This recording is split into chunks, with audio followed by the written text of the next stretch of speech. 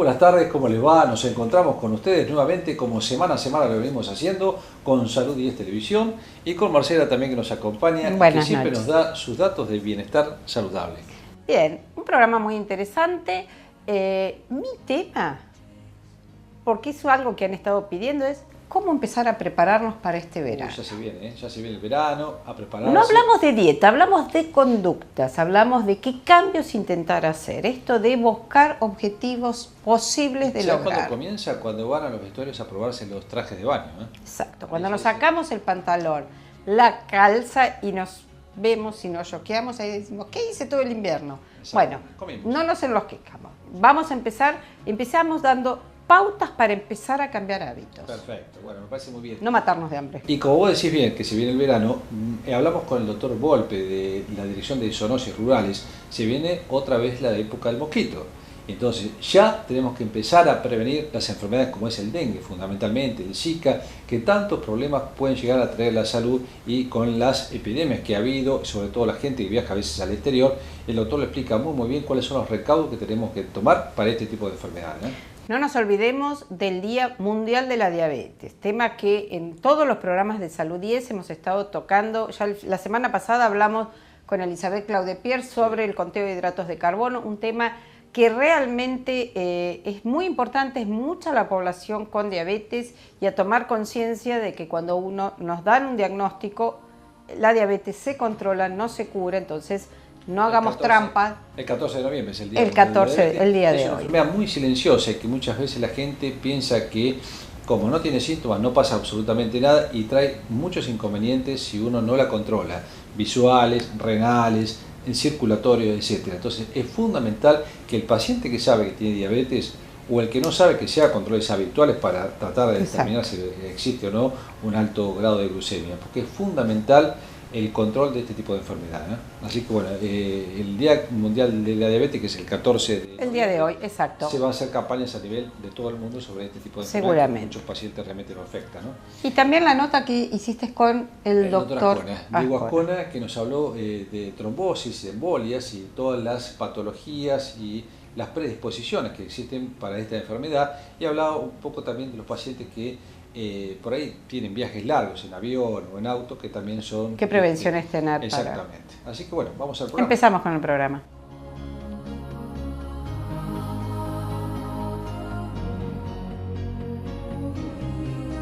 Vamos a hablar de un tema de actualidad permanente, les diría yo. Si bien los medios de comunicación muchas veces hacen más hincapié en épocas estivales, pero van a ver que la importancia de esto, que ya nos pasó en la temporada pasada estival, que son las enfermedades transmitidas por mosquitos, como es el dengue, como es el Zika, y hemos invitado al doctor Jorge Volpe, que es el director de Zoonosis Rurales de Azul, para que nos explique un poco.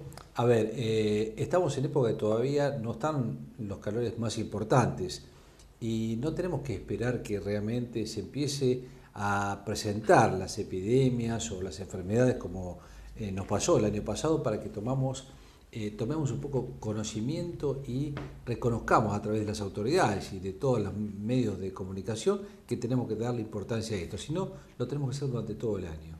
Jorge, gracias por estar con nosotros. Y bueno, como hice un poco el preámbulo de esta nota, creo que estas enfermedades son de actualidad permanente. En realidad, si bien hacen picos o eclosiones en algunos momentos, ¿no? Sí, son de actualidad, sobre todo en este momento que empezamos a tener periodo primaveral con lluvias, acumulación de agua y temperaturas que van superando una media de los 15-20 grados.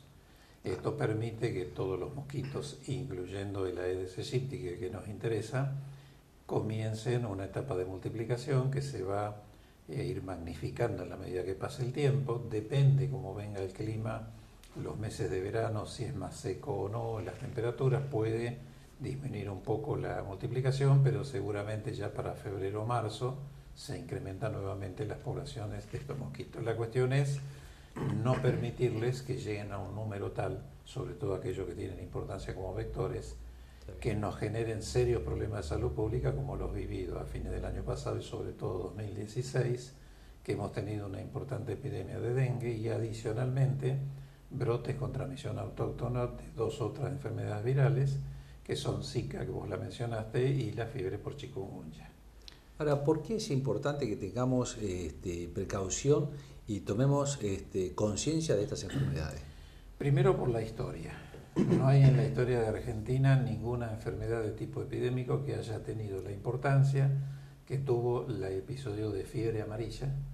Te estoy hablando de más de 140 años atrás en la ciudad de Buenos Aires, donde en pocos meses, yo creo que traje un gráfico para que la gente lo vea, se registró un importante número de muertos en la población de la ciudad de Buenos Aires.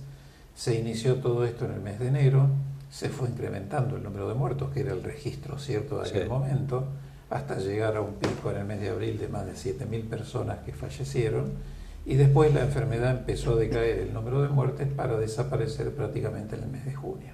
Si es un dibujo de una onda epidémica, de una enfermedad que en aquel momento podemos admitir que todo esto se desconocía, que eran vectores, que era una enfermedad viral.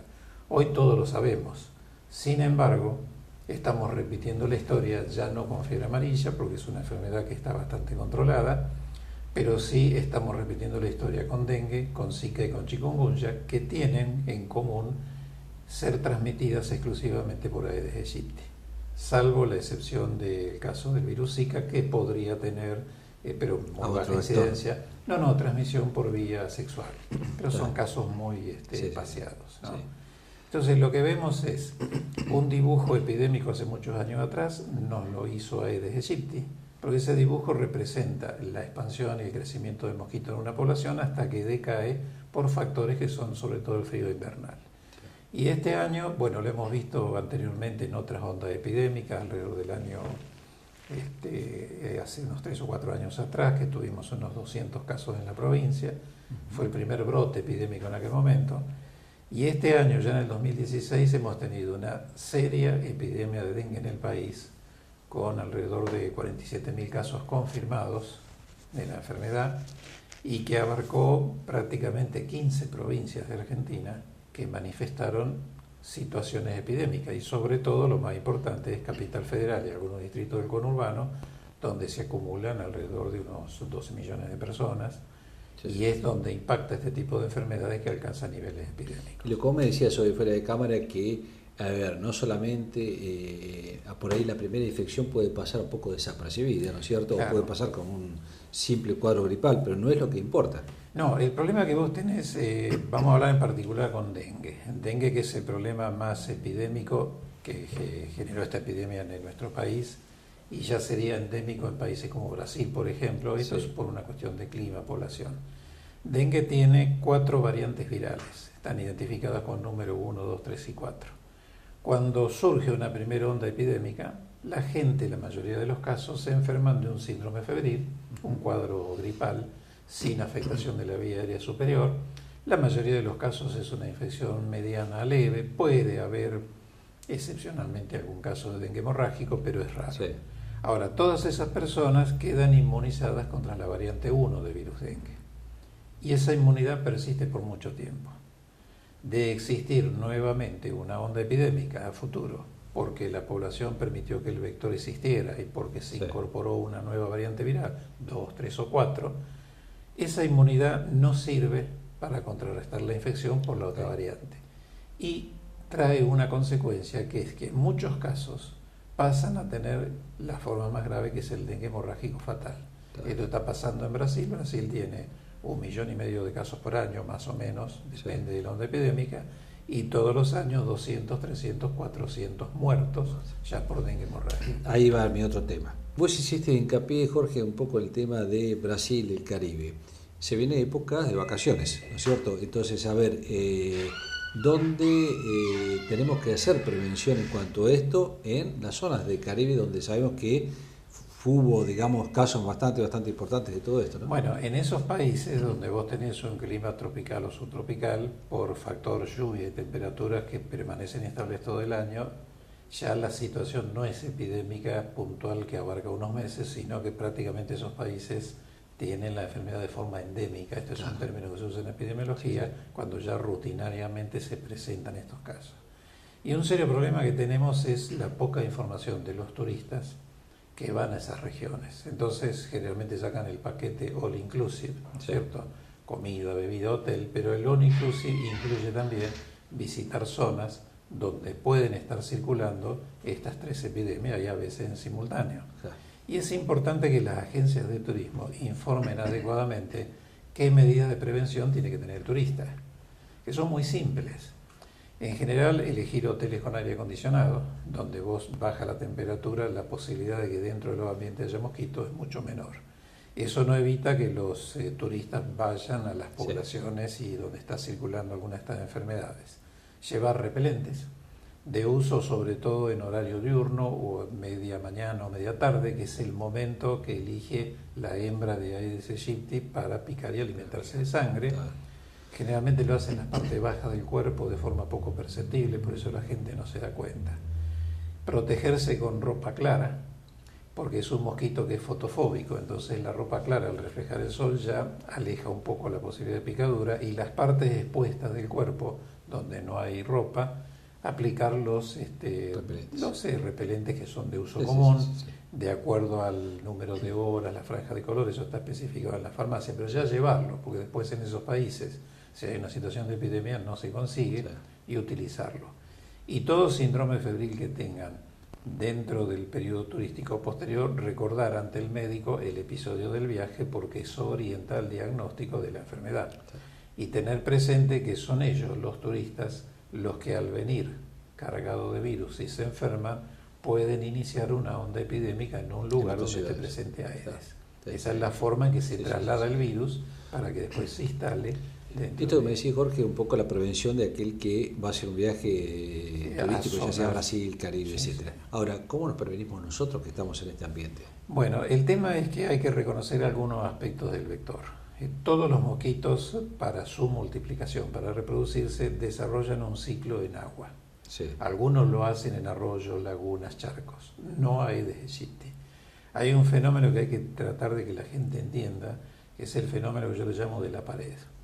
La hembra de Aedes aegypti, para poner huevos, eligen recipientes que tengan una pared bien definida. Yo traje una imagen que vos después la podés mostrar, donde hay un recipiente de vidrio con todo un círculo de color oscuro, que son pequeños huevos que ha pegado la hembra en la pared. Una vez que llueve y se acumula agua, donde esos huevos se mojan, eclosionan hacia las otras formas del mosquito que son acuáticas. Larvas que duran 3 o 4 días, pupas 2 o 3 días, y de ahí salen los adultos volando. Entonces, la opción de controlar el vector, uno puede elegir 2 opciones. Una es anularle los criaderos, que es muy sencillo, es dar vuelta a todo recipiente útil que no junte agua y que evite el ingreso de una hembra para poner huevos, y tratar de descartar todo aquello que pudiera servir como recipiente. En esto hay una gama amplísima, muy amplia, descartable, tapitas, cáscara de huevo, juguetes, canaletas mal tapadas, cubiertas de auto, que eso generalmente está en los domicilios de las personas. Por esto es un trabajo dentro del domicilio, limpiar las canaletas, es lo que se llama vulgarmente, y vos lo habrás escuchado en los medios de comunicación, el descacharrado. No es cualquier cacharro, son todos aquellos elementos que pudieran funcionar como recipientes. Porque lo que veo a veces cuando existe una posibilidad de epidemia o una epidemia ya marcada de estas enfermedades, las autoridades se desesperan a fulmigar. Bueno, la otra opción de eliminar mosquitos es cazarlos cuando son adultos que están volando. Digo esto, cazarlo como una especie de metáfora, ¿no? Lamentablemente los medios de comunicación te muestran, cuando hay una circunstancia de esta, 4 tontos que están tirando humo en una plaza. Y eso no representa para nada control de Aedes. Esto lo habrás visto en televisión infinidad de veces. A mí ya ni me enfurece ver esas imágenes, pero es la triste realidad de los medios de comunicación. Eso no sirve para nada. Sí sirve la fumigación cuando en una comunidad que no hizo la tarea preventiva y permitió que el vector llegara a niveles grandes, empieza una transmisión epidémica, entonces la autoridad de salud pública tiene que ir a matar los adultos que tienen virus y están provocando casos. Eso es lo que se llama acciones de bloqueo. Es un trabajo muy complejo porque Aedes aegypti es un mosquito intradomiciliario. Entonces, si pasa una camioneta tirando humo por la vereda, el humo no entra dentro de las viviendas. No mata prácticamente ningún mosquito, tiene un costo elevadísimo. Y el trabajo de bloqueo se hace en la manzana, pero también en el interior de las viviendas. Entonces hay que tratar de no llegar a esa circunstancia. Y la idea es, sobre todo en nuestra comunidad azul, por ejemplo, no tenemos evidencia hasta ahora de que Aedes aegypti ya esté instalado en nuestra comunidad. Sí sabemos que está en Olavarría, por ejemplo, ya con años a reiteración y prácticamente disperso en gran parte de la ciudad. Sabemos que está en Las Flores, en General Alvear, en Bolívar. Es decir, son distritos donde se ha detectado. Pero con la comunicación existente hoy en día estamos en contacto permanente. Entonces, ¿cómo va a viajar el mosquito de una ciudad a otra? No lo va a hacer volando. Una Aedes podrá volar 100 metros buscando una hembra donde encontrar un recipiente. Lo va a hacer en forma de huevos, pegados a un recipiente. En general, esto ha pasado en el mundo, el transporte de cubiertas utilizadas, que vienen cargadas con huevos. Entonces, el problema acá es que la comunidad entienda el mensaje de prevención que le da la autoridad sanitaria de que es un trabajo intradomiciliario que todos somos responsables, porque es imposible que el Estado venga a destapar, por ejemplo, todas las canaletas de las viviendas de Esto quiero que la escuchen con comunidad. atención, porque es fundamental la actividad que deben hacer ustedes adentro de su domicilio para tratar de prevenir esto. Entonces se habla del orden, sobre todo del patio. El Aedes aegypti tiene ciertos hábitos que son muy característicos. No le gusta la luz, busca lugares con sombra. Y va a buscar recipientes donde multiplicarse, en el patio o dentro de la vivienda, porque se alimenta de sangre humana, está con nosotros. Entonces, anularle los recipientes es una buena medida. Lo que sirva, boca abajo. Los floreros dentro de la vivienda, cambiar el agua cada 3 o 4 días. Si hay alguna larva se tira y se anula. Limpiar la canaleta. No dejar cubiertas en desuso, que son excelentes criaderos. Totalmente, todas cosas simples que no cuestan absolutamente nada. Y un serio problema que tenemos en muchas comunidades, sobre todo en los meses en que hay pico de producción de mosquitos, son las piletas de natación. Sobre todo las pequeñas, esas de lona que tienen mucho uso hoy en día, que cuando empieza el ciclo escolar, mediados o inicio de marzo, se abandonan. Entonces el agua deja de tener movimiento, se transforma en tranquila y se transforman en un tremendo criadero de mosquitos, Aedes y otros. Lo importante es, si no la quieren guardar, que no la guarden, pero que le saquen el tapón y la desagoten. Al no tener agua, no va a funcionar. Y si alguien tiene una pileta de material, mantener la recirculación cada 2 o 3 días de la bomba, mantener el agua agitada, porque no le gusta el agua quieta.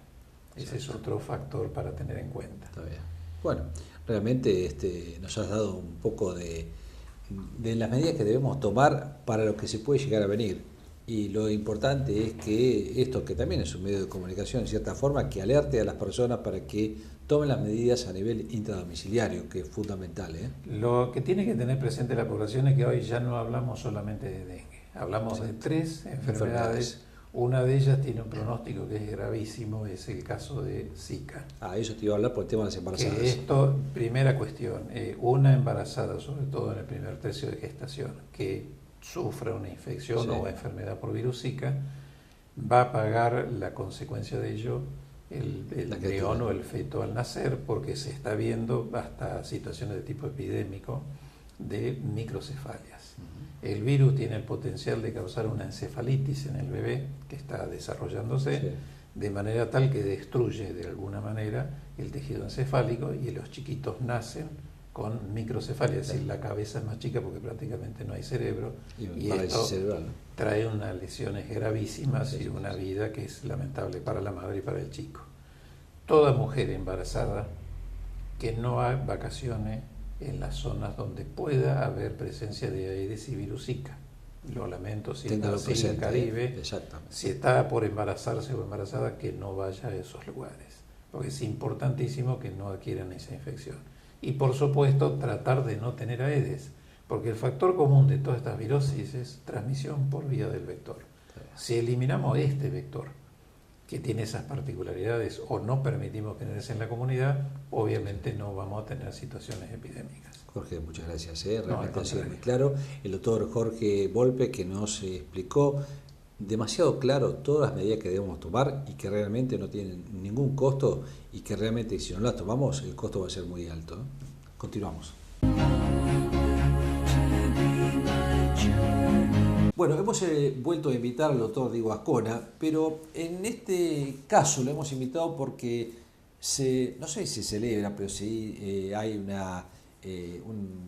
una fecha muy característica, que es ahora en octubre, que es el Día de la Trombosis, que se realiza a nivel mundial. Y le vamos a preguntar a él, primero, ¿por qué se celebra esto? ¿O por qué está este día? Y segundo, vamos a hablar un poco de las diferentes trombosis, las más importantes, como son la trombosis que puede llegar a ocurrir a nivel cerebral, las trombosis pulmonares, que son por ahí las más frecuentes, y por supuesto el infarto a nivel cardíaco, que también es una de las trombosis que puede provocar un infarto por obstrucción de las arterias coronarias. Bueno, muchas gracias por estar nuevamente con nosotros acá, doctor, y bueno, un poco te hice la introducción de todo esto del Día Internacional de la Trombosis, y vos me contabas fuera de cámara un poco cómo se había originado. Quería que lo comentaras un poco a la gente. Sí, se tomó una decisión, me parece acertada a nivel mundial, de terminar un día, así como está el día del riñón seguramente, el día del cerebro. Bueno, se tomó un día puntual en el año, que es el 13 de octubre. Esto debutó en el año 2014, ya llevamos 2 años, en determinar, generar un incentivo de conocimiento de la población, o sea, sobre el tema de trombosis. O sea, ¿qué es la trombosis? Este año la frase que tomaron era "conozca su trombosis". En realidad esto se generó hace 2 años, se lo determina el 13 de octubre, no de casualidad, sino se lo hace alusión a la memoria de quien fue el padre, digamos, del estudio de este fenómeno, que fue la fisiopatología. O sea, Virchow fue quien determinó y estudió cómo se genera una trombosis para la medicina. El natalicio fue el 13 de octubre y se lo toma en motivo de O sea, la fecha. Bastante nuevo de toda esta... Sí, lleva 2 años. En realidad esto es a nivel mundial, Sí, sí. y en realidad se toma a través de una fecha con un objetivo. La fecha es tratar de generar incentivo y conocimiento en la gente en base a este lema, Sí. pero el objetivo lo toma la Asociación Mundial de la Salud, que pone una fecha para el 2025 donde considera que tiene que bajar, ellos pretenden bajar el 20 al 25% la cantidad de muertes ajenas, o sea, no infecciosas, o sea, Sí. donde tiene que ver gran parte de la trombosis. Ahí es donde ellos consideran que también 1 de cada 4 muertes que no sean infecciosas tienen que ver una trombosis en el medio. Entonces, en base a esto, instituyen un día, en base a esto toma la Asociación Mundial de la Salud un objetivo en el año 2025 para tratar de generar exactamente todo este fenómeno de conocimiento, ¿no? O sea que el número que estás diciendo realmente es bastante alarmante. O sea, la cantidad de personas que producen lesiones mortales, en estos casos por trombosis, es bastante elevado. Sí, bueno, ellos ponen el día también, lanzan a nivel internacional un estudio que también lo planificaron en todo el mundo, lo toma Europa, lo toma Asia, lo toma Norteamérica en realidad, y lo que hacen básicamente es determinar cuánta es la incidencia de trombosis a nivel mundial. Y a nivel mundial la incidencia de trombosis, independientemente de que sea arterial o venoso, les da alrededor de 10 millones de episodios de trombosis en el mundo. De eso lo empiezan a desglosar, comparan lo que son países de alto desarrollo, mediano y bajo desarrollo. América Latina está dentro de la incidencia que nosotros en general tenemos con lo que es el cono sur. Sí. Argentina se calcula que tiene una incidencia de 60.000 casos por año de trombosis. 60.000. De trombosis importantes, graves. Sí, de trombosis comparado a lo que serían a trombosis arteriales y venosas, desde un infarto, un accidente cerebrovascular, y un episodio venoso. Y dentro de esos 60.000 casos, lo más peligroso, que es lo que hablamos nosotros a nivel venoso, que es el tromboembolismo pulmonar, o sea, el impacto del trombo en el pulmón, sí, hablan de una incidencia de 4.000 a 4.500 casos por año, que es bastante elevado. Bastante elevado. Hablamos un poco fuera de cámara de los cambios que existen desde el punto de vista fisiológico a nivel vascular en las personas cuando toman un avión y se encuentran a cierta altura, que esos cambios de descompresión que existen en las cabinas pueden llevar en pacientes que tienen algún tipo de patología previa a producir también cuadros de trombosis, ¿verdad? Sí, hablabas del aéreo, o sea, un viaje básicamente, el viaje en sí, en subirse a un avión y buscar la descompresión que logra el avión, y en un recorrido importante, hablamos de distancias importantes, viajes mayores de 8 horas, sí, es en realidad el modelo en donde se dan todas las condiciones que sin tener que ir a un avión y volar a esa distancia, los podemos tener en cualquier episodio de vida cotidiana. Lo que pasa es que en ese episodio, en ese momento, se dan una serie de situaciones donde se da todo junto en todo ese tiempo. Un poco hablando de cómo es que se genera la trombosis, cómo es el mecanismo por el cual se genera una trombosis. Sí.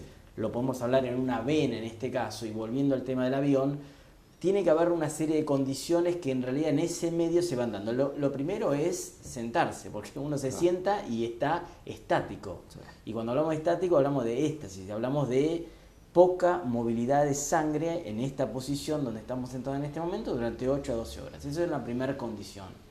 La segunda condición que se da es la descompresión que logra el avión. El avión, a medida que sube y cuando estamos a 10.000 metros de altura, logramos está demostrado, el medio que logra es una presión como si nosotros estuviéramos a 1.500 metros a la altura del mar.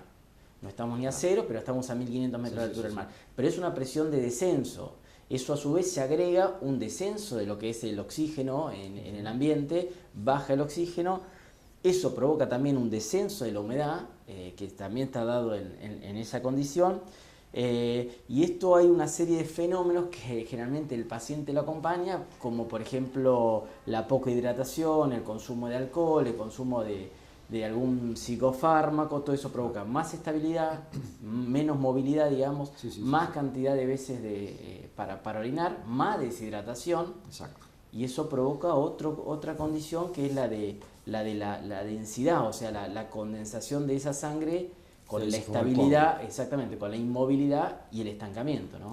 Bien dijiste que sin entrar en pánico, pero aquellas personas que tienen algún tipo de riesgo, bueno, tomar las precauciones pertinentes para tratar de evitar este tipo de cuadros. Y es fundamental que en estos viajes uno tome bastante líquido, que trate de evitar el alcohol y trate de movilizarse lo que más puede, incluso a veces sentado, realizar algunos tipos de ejercicios para tratar de movilizar, digamos, la parte estática del cuerpo, ¿no? Sí, es fundamental. Primero, lo que me parece, lo que tenemos que destacar como renglón es que no genera una trombosis todo paciente que no tiene factores de riesgo, que se considera sano y que sube un avión. Esto es básico, o sea, lo generan aquellos pacientes que tienen un factor de riesgo, o algún antecedente, o algún territorio varicoso, o alguna alteración en sangre que pueda estar, digamos, demostrado que tuvo algún tipo de problema circulatorio en su momento, y que tiene sus medidas, o sea, tiene su medida de prevención, o sea, además de las que mencionaste, el hecho de usar medidas de descanso, el hecho de darle algún tipo de antiagregación al paciente.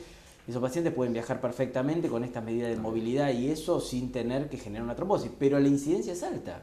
O sea, en realidad si nosotros no tenemos estas medidas a considerar en un viaje de estas características, de más de 8 horas, con esta inmovilidad y estos factores de riesgo, es probable que se den estos casos, ¿no? Mira, digo, hay una de las causas principales que son las varices, fundamentalmente lo que más te compite a vos, de los miembros inferiores, y que es uno de los provocadores a veces de trombosis, ¿no es cierto? Los pacientes que tienen varices a veces, sobre todo los hombres, las mujeres son más de ir a veces por el punto de vista estético, y los hombres si no le molestan no van.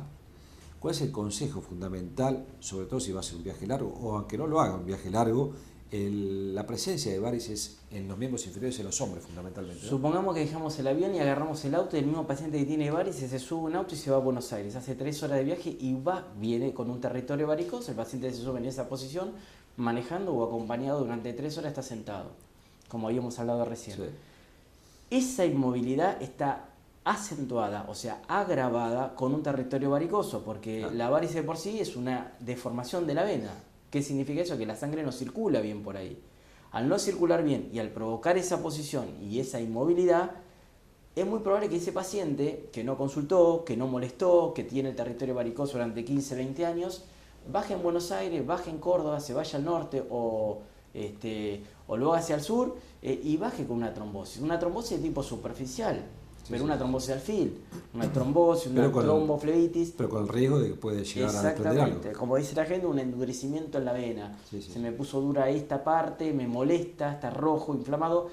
Y el riesgo de esto no es solamente la molestia, lo que llamamos nosotros la morbilidad de esto, de tener la trombosis, sino que eso también desprende, o sea, que eso se moviliza, y la movilización de esto, si bien es menor a lo que generaríamos una trombosis profunda en una vena, para que lo entienda la gente, pegada a los huesos, sí, puede tener contacto, y tiene de hecho contacto con el sistema profundo. Y si tiene contacto con el sistema profundo, tiene contacto con el pulmón. Agarra el torrente. Exactamente. Entonces es mejor evitar todo eso, porque si bien es bajo el porcentaje de embolia y de incidencia, digamos, de llegada a un tromboembolismo pulmonar, una afección en el pulmón, existe. Sí, exactamente. Bueno, Diego, no sé si querés agregar alguna otra cosa. Fuiste muy claro con todo este tema y con esta fecha específica, que bueno, creo que va a ser bien para que en menos de 10 años se puede lograr, menos al 25, ¿no? Para el 2025. Que se pueda lograr disminuir un 25% de los casos de trombosis, ¿no? Sí, tener en cuenta esto, tener en cuenta las condiciones y lo que pedimos nosotros en aquellos pacientes que tienen sus factores de riesgo de prevención en cada vida cotidiana, sin tener que subir un avión, simplemente en un auto y en una movilidad, y tratarse a tiempo en base a cualquier duda que presente el paciente ante esto, ¿no? Y sin viajar hay gente que está sentada mirando televisión 3-4 horas también, ¿no? Totalmente. Eso también influye. Trabajando 8 horas sentado en una oficina, y eso también influye. Bueno, te agradecemos mucho, ¿eh? Bueno. El doctor Ascona, que nos explicó un poco por qué se celebra el día de la trombosis o la tromboflitis, trombosis específicamente. Trombosis. La trombosis. Y bueno, cuáles son las patologías y cuáles son los métodos para tener en cuenta para evitar los riesgos más importantes sobre esta patología.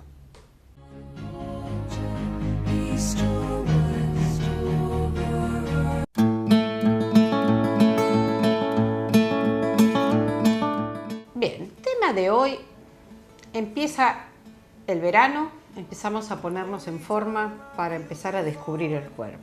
Y empiezan los grandes problemas de que durante todo el invierno el hecho de estar con ropa cubierta, uno pierde un poco la imagen de lo que nos está devolviendo el espejo. Y entonces empezamos a querer hacer un montón de dietas, de tratamientos y demás, quizás perdiendo el entusiasmo para hacer algo más duradero. Es cierto que el invierno implica comidas más abundantes, implica que uno esto de estar vestido hace que pierda un poco la imagen corporal, y queremos empezar a hacer algo para el verano. ¿Cómo empezamos? Uno tiene que tratar de hacer un planteo en el momento que decide hacer esto pensando ¿qué estoy haciendo mal? Y de pronto esto de agarrar un papel y un lápiz y empezar a notar lo que considero que hago mal.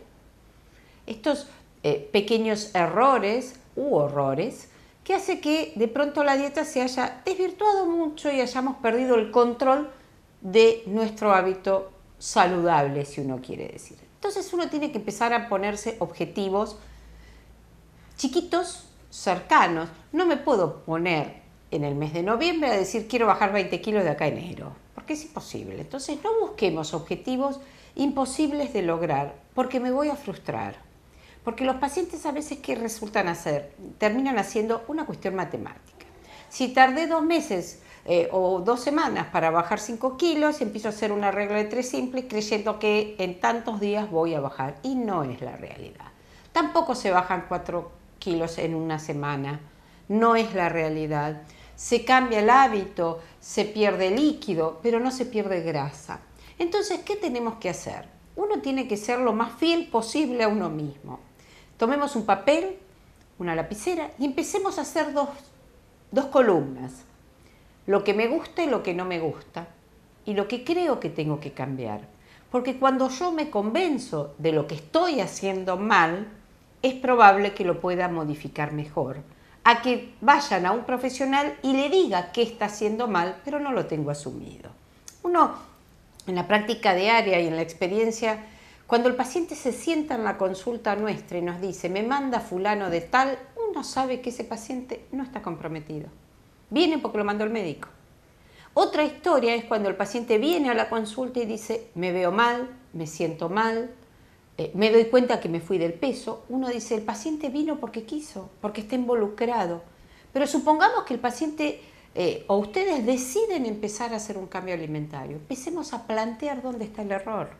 Tenemos que reconocerlo, tenemos que saber qué estamos haciendo mal, porque lo que vamos a buscar es un cambio de conducta. No un plan alimentario donde dice día lunes una taza de tanto, a las 10 de la mañana una planta de lechuga, a las 11 de la mañana. Todo estructurado donde nunca termino de involucrarme en lo que quiero hacer. Entonces, 2 columnas, lo que me gusta y lo que no me gusta, lo que creo que hago mal y lo que creo que está bien. Y empezar a ver qué pautas puedo empezar a cambiar. La gente plantea la posibilidad de decir, voy a salir a caminar. Perfecto, buen inicio, pero no me gusta salir a caminar. Entonces quizás busco hacer alguna otra actividad que realmente me interese. O como es habitual que la gente dice, me voy a comprar una cinta o una bicicleta fija. Yo les puedo asegurar que en 2 meses la bicicleta fija pasa a ser un tender de ropa. ¿Por qué? Porque el que no está entusiasmado, subirse a una bicicleta fija solo, hace que uno empiece a hacer trampas. La primera vez miró una novela, el segundo se le bajó 5 veces, a la tercera ve 10 minutos y a la cuarta no me gustó más la novela. No, mentira, no me gustó más la cinta. Entonces, empecemos a hacer cosas que nos gusten, que nos den placer. Empecemos a buscar objetivos chiquitos. ¿Por qué voy a salir a caminar de la Costanera a la terminal y del balneario volviendo si realmente me cuesta mucho? ¿Por qué no hacemos vueltas manzanas? ¿Por qué no empezamos con este remedio chiquitito de desayuno, almuerzo, merienda y cena, que es dar vueltas manzanas? ¿Por qué no empezamos a decir doy 2 vueltas manzanas después del desayuno, 2 antes del almuerzo, 2 antes de la merienda, 2 antes de la cena? Quizás caminé 8 o 10 cuadras. Después empiezo a ampliar, dejo el auto más lejos del lugar del que voy, que me tenga que obligar a caminar. No subo, los que viven en edificios no usen ascensor, usen escaleras. Aquellos que trabajan en oficinas y pueden hacer el uso del teléfono, esto lo hemos charlado varias veces, y llamar, decir, tráeme un papel, voy yo. Actividades que puedo llegar a hacer porque son laborales. La caminata del que no le gusta, del parque al cementerio y de la terminal a la Costanera, la voy a hacer 10 días. No la voy a poder sostener. Entonces, ¿qué sucede? Me mato de hambre, hago un montón de actividad física, obvio que bajo. Pero ¿cuánto tiempo lo sostengo? Entonces volvemos al rebote. Este yo-yo que se hace con el peso implica que uno no adquiera un hábito saludable. Y cada vez que subo y bajo de peso, cada vez tengo que comer menos para el próximo intento porque metabólicamente voy cambiando la barrera. Entonces empecemos a ver qué hago mal, qué situaciones debo cambiar. Entonces después empiezo a ver aquellas debilidades o aquellas fortalezas que puedo llegar a potenciar de mejor manera. Y seguramente me voy a convencer de que si no me gusta salir a caminar, no me puedo poner como objetivo salir a caminar. Quizás me gusta ir a Zumba, quizás me gusta ir a un gimnasio, quizás puedo agarrar la bicicleta, o puedo empezar a decir, no me gusta nada de esto. Bueno, empecemos a obligarnos a hacer desde lo laboral algún tipo de actividad física. Y después tomamos la comida. Como primera medida, podemos sugerir que achique las porciones de las 4 comidas que realiza en el día. Si repito siempre el plato de comida que estoy comiendo, como uno solo, cocino uno solo, compro alimentos para uno solo. Porque si yo intento comer una milanesa, pero sigo cocinando 3, me las voy a terminar comiendo. Si uno compra galletitas dulces, por las dudas, si viene alguien a tomar el mate, voy a terminar comiéndomelas porque sé que las tengo. Entonces, estas pequeñas datos, que no hemos inventado nada los nutricionistas ni los profesionales que nos dedicamos a esto, lo que intentamos es sugerir pautas que puedan ser cubiertas. No esas dietas mágicas en donde es muy difícil de sostener en el tiempo. Con objetivos cercanos, una fiesta, unas vacaciones, uno logra esos objetivos. El problema es este yo-yo que volvemos a hacer con el peso.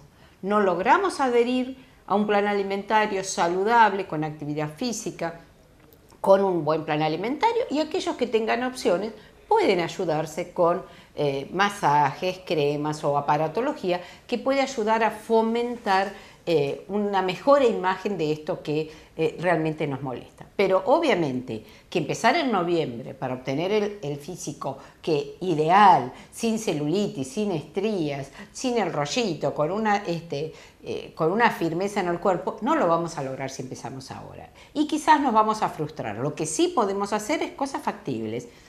Por eso les digo, como primera medida de este serie de charlas que vamos a ir teniendo, empecemos a anotar en un papel nuestras fortalezas y nuestras debilidades, nuestras cosas que nos gustan y lo que nos cuestan, lo que creo que nunca voy a poder llegar, porque si yo empiezo con lo más difícil, no voy a lograr. Empecemos con aquello que puedo y cada vez que puedo ir tildando en mi hojita, tipo como los chicos, una carita feliz porque pude.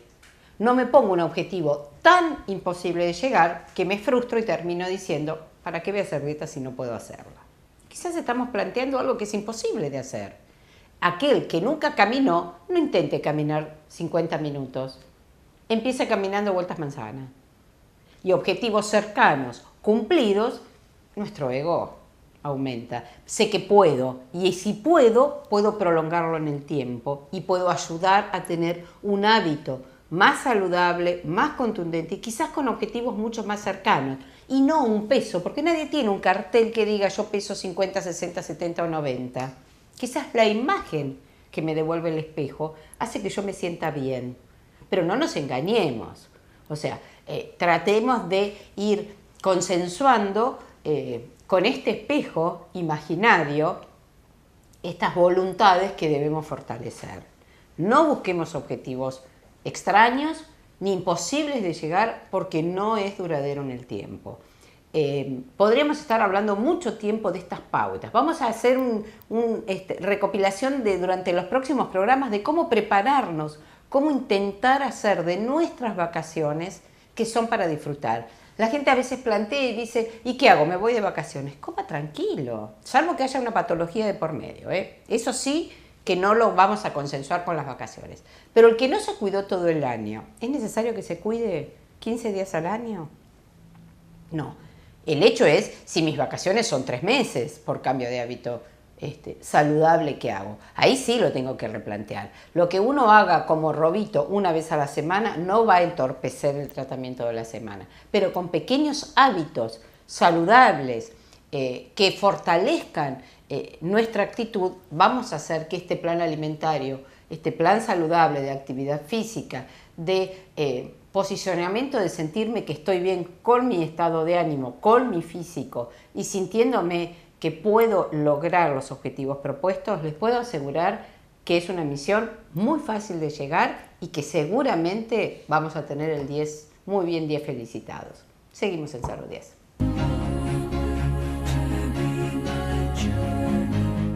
Bien, llegamos al final de Salud 10. De todos los temas, como siempre, tratamos de informar sobre temas de gran importancia, preparación para las dietas, para el verano, para este buen aspecto físico, cambios de conducta, fortalecimiento del ego para estar re bien aunque tengamos kilos de más. Perfecto, así que bueno, hablamos un poco de la alimentación y hablamos del verano, hablamos de los mosquitos. Exacto. Se viene el dengue, se viene el Zika, así que todas aquellas personas, primero, tratar de sacar todas las cosas que pueden llegar a ser focos de contaminación. Reservorios de agua. Totalmente. Exacto. Y no esperar que las fumigaciones que el doctor dice no sirven casi para nada, sino que lo que hay que hacer es evitar el vector que es el mosquito. Y aquellas personas que viajan al exterior, sobre todo Brasil o países cálidos, tropicales, tomar Exacto. todas las precauciones y si está embarazada, tratar de evitar de ir a esos lugares. Bien, y la nota con el doctor Ascona con toda esta prevención y saber qué son las trombosis, qué son las embolias, que realmente a veces uno se hace eco de patologías que de pronto se ven más tiempo y hoy se están viendo mucha cantidad de pacientes con trombosis, así que es una palabra que la gente la reconoce perfectamente. Así que bueno, lo vamos a reencontrar con ustedes en 7 días y recuerden que los días viernes también se repite el programa a las 16 horas. Bien, en 7 días nos vemos. Gracias.